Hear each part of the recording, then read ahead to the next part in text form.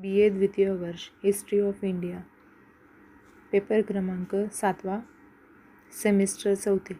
मागच्या लेक्चरमध्ये आपण वर्धन घराण्याचा इतिहास बघितला. ह्या लेक्चरमध्ये आपण सातवाहन, कुशाण, गुप्त, वाकाटक, हर्षवर्धन या राजसत्ताच्या कालखंडातील सामाजिक परिस्थिती व स्त्रियांची शैक्षणिक, आर्थिक, सामाजिक परिस्थिती बघू. यामध्ये मौर्योत्तर काळाच्या 500 वर्षात बॅक्ट्रियन्स, शक, पर्शियन, कुशाण इत्यादी टोळ्यांनी भारतावर आक्रमण केलेले दिसतात. परकीयांच्या राजकीय आक्रमणाचा महत्त्वाचा परिणाम म्हणजे भारतीय समाजात धर्म, कला व साहित्य या क्षेत्रात काही तत्त्वांची देवाणघेवाण झालेली दिसते. भारतीय समाज जीवनात काही बदल घडून आलेले दिसतात.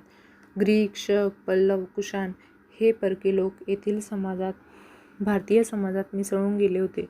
हे लोक राज्यकर्त्यांच्या वर्गातील जेते म्हणून आल्यामुळे ते लढवय्या क्षत्रियांच्या गटात सामावले गेले. त्यातील बहुतेकांचा समावेश क्षत्रिय वर्गात झालेला दिसतो. मनुस्मृतीने त्यांना दुय्यम दर्जाचे क्षत्रिय मानल्याचा उल्लेख आढळतो. क्षत्रियांखेरीज अन्य व्यवसाय करणाऱ्या परकीयांना वैश्य वर्णात घेतले गेले होते. मौर्योत्तर काळात भारतीय समाजाला जे काही नवीन अनुभव येत गेले त्यातील हा एक पहिला महत्त्वाचा अनुभव ठरला. इतक्या मोठ्या प्रमाणावर, इतक्या वेगाने परकीयांचे भारतीयकरण भारताच्या इतर कोणत्याही कालखंडात झालेले दिसून येत नाही. हे एक या कालखंडाचे वैशिष्ट्य होते. यावरून त्या काळची वर्णव्यवस्था या परकीयांना आपल्यात सामावून घेण्याइतकी लवचिक राहिली असे लक्षात येते. त्यानंतर बहुतेक परकीय राजांनी तसेच त्यांच्याबरोबर आलेल्या परकीय लोकांनी बौद्ध धर्माचा स्वीकार केलेला दिसतो. मात्र इसवी सन पूर्व पहिल्या शतकात शुंग राजा अग्निमित्र याच्या दरबारी आलेल्या राजदूताने भागवत धर्माचा स्वीकार केलेला होता. त्याने वासुदेवासाठी गरुड शीर्ष असलेला स्तंभ उभारला होता. यावरून परकीयांची काही गोष्टींचा प्रभाव भारतीय समाजावर होत गेल्याचे दिसून येते. यातून भारतीय समाजात उल्लेखनीय बदल होत गेल्याचे दिसते. परकीयांनी नव्या चालीरीती, वेशभूषा आणल्या. विशेषतः शक, कुशाणांनी फेटा, बंडी, पायजमा, लांब कोट, बूट इत्यादी पोशाख पद्धती भारतात रूढ केलेल्या दिसतात. आजही भारतात काही भागात ही पोशाख पद्धती आपल्याला आढळते.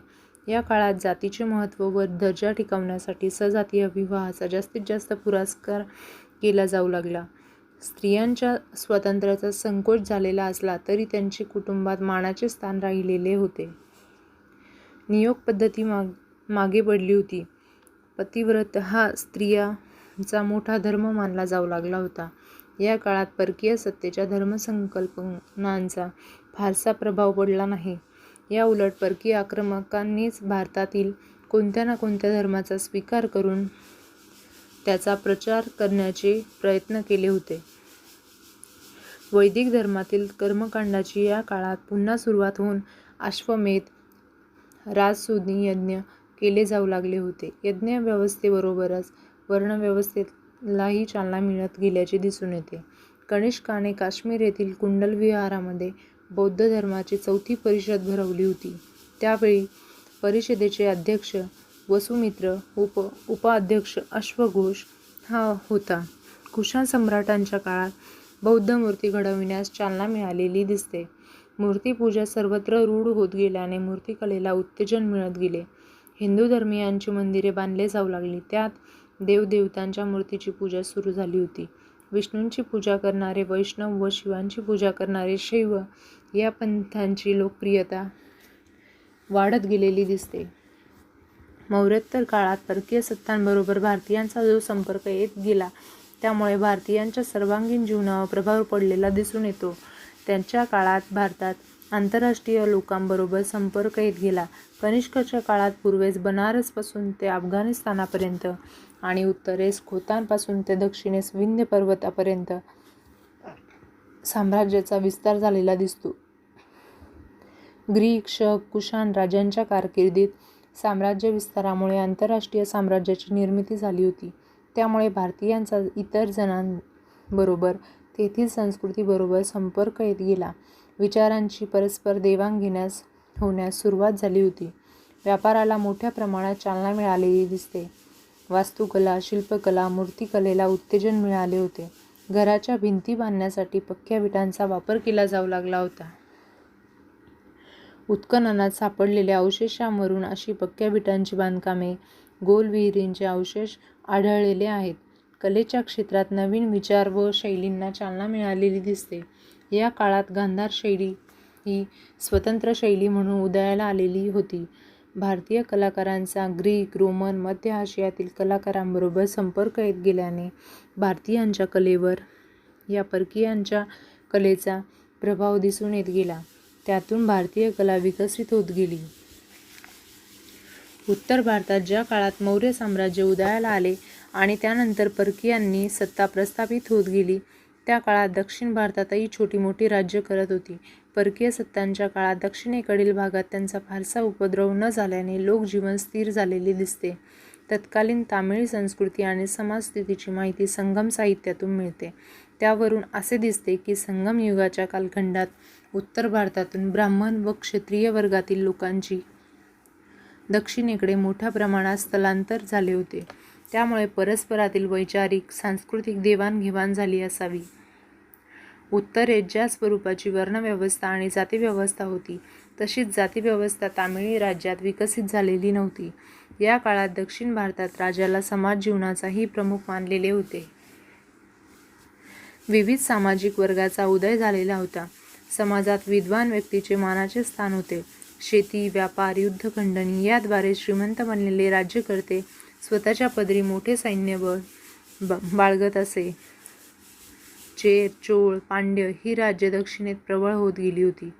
लोकजीवनात तामिळ, कन्नड, तेलुगू, मल्याळम या प्रमुख भाषांशिवाय तुलू, ब्रुह्मी, कोंडगू अशी संस्कृत भाषा प्रचलित असल्याने त्यांचा एकमेकांवर बराच प्रभाव दिसून येतो. संगम युगापासून दक्षिणेत ब्राह्मण वर्णाचा उल्लेख आढळतो. ब्राह्मणांना मोठ्या प्रमाणावर दान दिले जायचे. याशिवाय दरबारातील कवी, भाट यांना राजा भूमी, घोडे, रथ, हत्ती याचेही दान करीत असताना दिसतात. संगम साहित्यातून क्षत्रिय व वैश्य वर्णनांविषयी माहिती मिळते. चोळ, पांड्य राजांच्या काळात बल्लाळ या श्रीमंत जमीनदारांना सैनिक व असैनिक अशी अधिकार पदे दिलेली जात. त्यामुळे त्यांना समाजात मान होता. या काळात सर्व जमीन जवळजवळ त्यांच्या ताब्यात होती. हा वर्ग सदन समजला जात होता. हा वर्ग चांगल्या विटा चुन्याने बांधलेल्या वाड्यात राहत होता. राजे व राजदरबारातील महत्त्वाच्या पदावरील व्यक्ती बहुतांश शेतकरी वर्गातील वेल्हेदार असत. वेल्हेदार म्हणजे पुराचे स्वामी असा त्यांचा अर्थ होता. तसेच कलारर म्हणून ओळखला जाणारा वर्ग त्यांना मेघांचे स्वामी म्हणत. यावरून शेतीशी संबंधित मेघ, पाणी देणारा या अर्थाने त्यांचा स्वामी तो महत्त्वाचा असे लक्षात घेतले जात असावे. या शेतकऱ्यांशिवाय समाजात काही गरीब शेतकरीही असत. या शेतमजुरांची परिस्थिती भूदासांसारखी असे. स्त्रिया देखील शेतीतील कष्ट करीत असे. समाजामध्ये विविध वर्ग होते. वेल्हेदार हा शेतकऱ्यांचा सैन्यातील अधिकारी, येनाडी मेंढपाळ करणारा, वेदूवर कोळी, वलयर अशी त्यांची नावे आढळतात. अर्थात काही ठिकाणी सेनाध्यक्षाची एनडी ही पदवी या अर्थाने संदर्भ आढळतो. समाजात व्यापार करणारा वेगळा वर्ग होता. समृद्ध व्यापारामुळे आर्थिक समृद्धता येत गेली. वेगवेगळे व्यवसाय करणारे सोनार, सुतार, लोहार, विणकर इत्यादी वर्ग उदयाला आले होते. व्यापाऱ्यांना समाजात मान होता. हा प्रतिष्ठित वर्ग म्हणून ओळखला जाई. शेतकरी, मजूर, कारागीर हा समाजातील खालचा वर्ग होता. साफसफाई व इतर कामे करणारा वर्ग पुलायार या नावाने ओळखला जाई. क्षुद्र आणि आदिवासी यांचे जीवन हलाखीचे होते. संगम वाङ्मयातून या सामाजिक विषमतेची माहिती मिळते. या काळात स्त्रियांना शिक्षण घेण्याचा अधिकार नव्हता. राजघराण्यातील स्त्रिया मात्र शिक्षण घेऊ शकत होत्या. तामिळनाडूच्या समाजजीवनात काही वैशिष्ट्ये आढळतात. भौगोलिक स्थितीप्रमाणे व्यवसाय व व्यवसायाच्या महत्त्वाप्रमाणे समाजाचे वर्गीकरण पुढील प्रमाणात करण्यात आल्याचे आढळते. उलवार गट नदी खोऱ्यातील सुपीक प्रदेशात राहणारा हा गट होता. त्याचा मुख्य व्यवसाय शेती असून ते पुढारलेले समजले जात. हा वर्ग सधन असल्याने त्यांच्याकडे समाजाचे नेतृत्व असत. याच वर्गातील काही घराण्यातून राजे झाले होते. या लोकांमध्ये शिक्षण प्रसारही मोठ्या प्रमाणात झालेला होता. सुपीक प्रदेशात राहणारा आणखीन एक गट शेती करणारा होता. ते शेतीबरोबर मासेमारीचाही व्यवसाय करीत. गवताळ प्रदेश किंवा अरण्यात राहणारे हे लोक होते. याचा मुख्य व्यवसाय पशुपालन होता. त्यातही मेंढपाळीच्या व्यवसायावर त्याचा जास्त भर होता. त्यांच्या जोडीला ते शेतीही करत असे. त्याची आराध्य देवता कृष्ण किंवा मयोन ही होती. त्यानंतर परदवर गट. समुद्रकिनाऱ्यालगत पशुपालनाला उपयुक्त अशा भूप्रदेशात हे लोक राहत होते. त्यांचा मुख्य व्यवसाय मासेमारीचा असला तरी नावा व जहाजे बांधण्याचाही ते व्यवसाय करीत असत. परदेशी व्यापाऱ्यांच्या दृष्टीने याच लोकांची प्रामुख्याने मदत घेतली जाई. जसा व्यापार वाढत गेला तशी बंदरांच्या व नगरांच्या संख्येत वाढ होत गेल्याची दिसते. व्यापाराबरोबर उद्योगधंदेही वाढले. त्यामुळे हा वर्ग पुढारलेला होता. सोन्याचे दागिने करण्याकडेही त्यांचा कल असे. समृद्ध जीवन जगणारा हा वर्ग होता. त्यानंतर कुरवर गट हा डोंगराळ भागात राहणारा गट होता. त्यांचा मुख्य व्यवसाय शिकारीचा होता. पशु पक्षी पकडणे व विकणे हा त्यांच्या व्यवसायातील एक भाग होता. प्रामुख्याने त्यांचे भटके जीवन असल्याने मुख्य समाजाशी त्यांचा संपर्क राहत नव्हता. त्यांची देवता मुर्गन होती. त्यानंतर मरवर गट. ओसाड वाळवंटी प्रदेशात राहणारे हे लोक होते. त्यामुळे ते आपले जीवन कसेबसे व्यतीत करत. समुद्रकिनारी मिठागरे बनवण्याचे व्यवसाय ते करीत. अशा प्रकारे विविध प्रदेशात भौगोलिक परिस्थितीनुसार राहणारे गट असले तरी अनेक दृष्ट्या लोकांचाही समाजात एक वेगळा वर्ग होता. समाजात असे भिन्न वर्ग असले तरी जाती व्यवस्था त्यांच्यात रूढ झालेली नव्हती. उत्तरेकडील लोकांबरोबर जसा जसा संपर्क येत गेला तशी तशी वर्णव्यवस्था निर्माण होत जाऊन जाती उदयाला आलेल्या दिसतात. मात्र उत्तर भारतात वैदिक समाजात वर्णाश्रम पद्धतीवर आधारित समाजरचना होत गेली होती. तशी तामिळ प्रदेशात होऊ शकली नाही. तामिळ संस्कृतीची मूळची चौकट तशीच राहिली. येथील विवाह पद्धतीवर आर्य संस्कृतीचा प्रभाव जाणवतो. विवाह विधीमध्ये काही प्राचीन परंपरा रूढ होत गेल्या. बालविवाह, सतीची चाल, विधवा केशोपन इत्यादी पद्धती रूढ झालेल्या होत्या.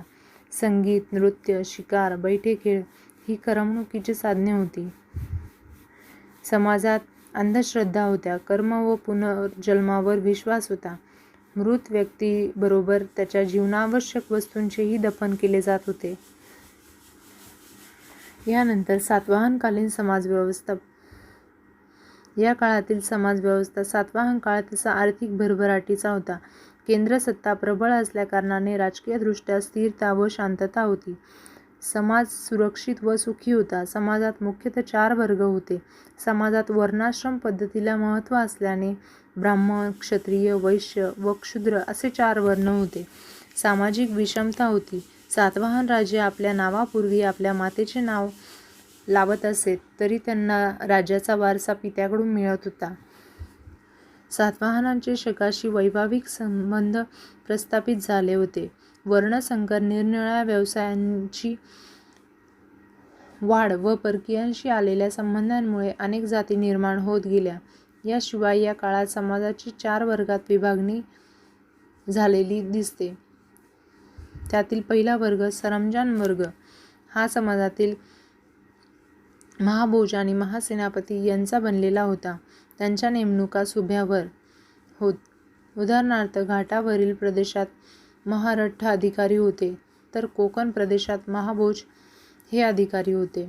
त्यानंतर सरकारी सेवक व व्यापारी, अमात्य, महापात्र, भंडागारी या सरकारी सेवकांचा या वर्गात समावेश होत असे. तसेच व्यापारी, सार्थव्याह व्यापारी, तांड्यांचे प्रमुख, श्रेष्ठी इत्यादींचा या गटात समावेश होत असे. तिसरा सामान्य वर्ग. या तिसऱ्या वर्गात लेखक, वैद्य, शेतकरी, सुवर्णकार, सुगंधी पदार्थांचे व्यापारी इत्यादी लोक मोडत असत. इतरांचा वर्ग. वर्धकी, सुतार, माळी, लोहवाणिज म्हणजे लोहार, दासक, मच्छीमार यांचा चौथ्या वर्गात समावेश होत होता. उपलब्ध पुराव्यावरून असे दिसते की या काळात अस्पृश्यता प्रचलित नव्हती. तसेच जन्मावरून जात ठरवण्याची पद्धत रूढ नव्हती. या काळात व्यापार व्यवसाय वाढीस लागलेले होते. त्यातून व्यवसायानुसार जाती उपजाती बनत गेलेल्या दिसतात. व्यापाऱ्यांच्या व कारागिरांच्या श्रेण्या विकसित होत गेल्या. राज्यकर्ते, व्यापारी यांनी बौद्ध, भिक्षू, मठ, लेणी इत्यादींसाठी मोठमोठ्या देणग्या दिल्याचे दिसून येते. तसेच जमिनी दान देण्याची प्रथा सातवाहनांच्या काळात होती. सातवाहन राज्यकर्त्यांनी यज्ञयाग केले. तसेच बौद्ध धर्मालाही आश्रय दिलेला दिसतो.